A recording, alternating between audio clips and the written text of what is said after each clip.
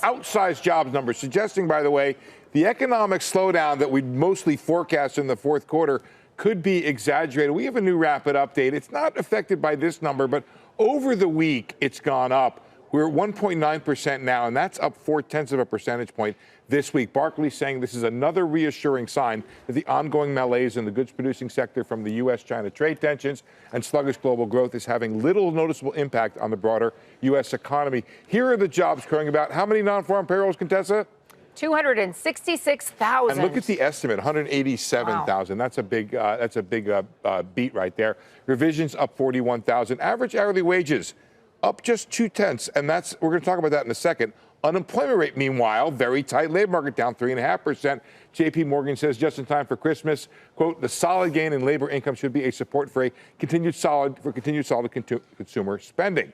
Now, while job growth is strong, a new index launching today suggests that job quality has been and remains low. The Job Quality Index is a venture between public, academic, and nonprofit institutions led by Cornell Law School. Debuts at 80.4. A reading of 100 means an even distribution of high-paying and low-paying jobs. So at 80, the index is at a 5-year low.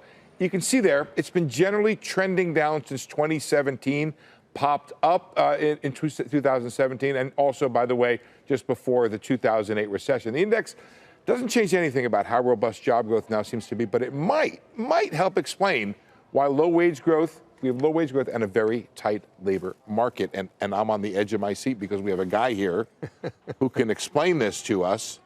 And it's an economic mystery that's been out there for a very long time. Well, we're going to bring him in right now, Steve. So stay here. Love it. Stay right here. Love it. Let's bring in the co-architect and author of that Job Quality Index that Steve just referred to, Dan Alpert of Westwood Capital. Dan, welcome. Good to have you with us. Good to be here. Explain it to us. And does it embrace not just wages when you compare low quality versus high quality, but hours worked? Because I suspect that a lot of the jobs that are described as low quality are low hours in addition to low wage. No, I think you hit the nail right on the head. The bottom line is that this index is tracking weekly income, right? And that is a function of wages and hours worked.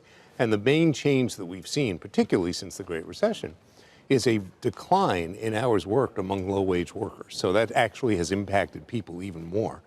So when we talk about quality, we're referring just to that figure, to the issue of how much people take home from jobs.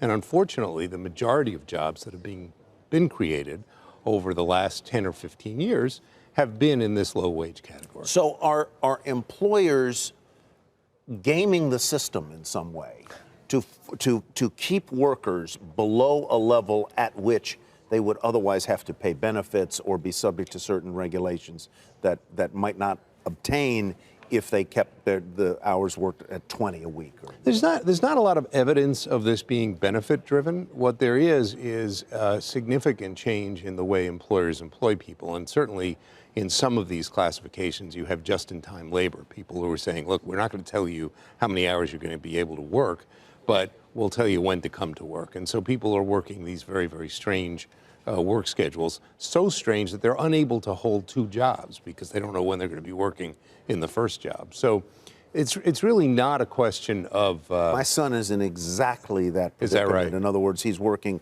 a short-hour job, but they'll tell him on Sunday what his schedule is for the next 4 or 5 days, so he can't really go out and commit to a second job. Correct. And that is really one of the things. And obviously just-in-time labor is a big part of it, but it's also the fact that there is an underemployment of the American people, right? You have more people than there are jobs, notwithstanding the low unemployment rate, which looks like we're in a very tight market.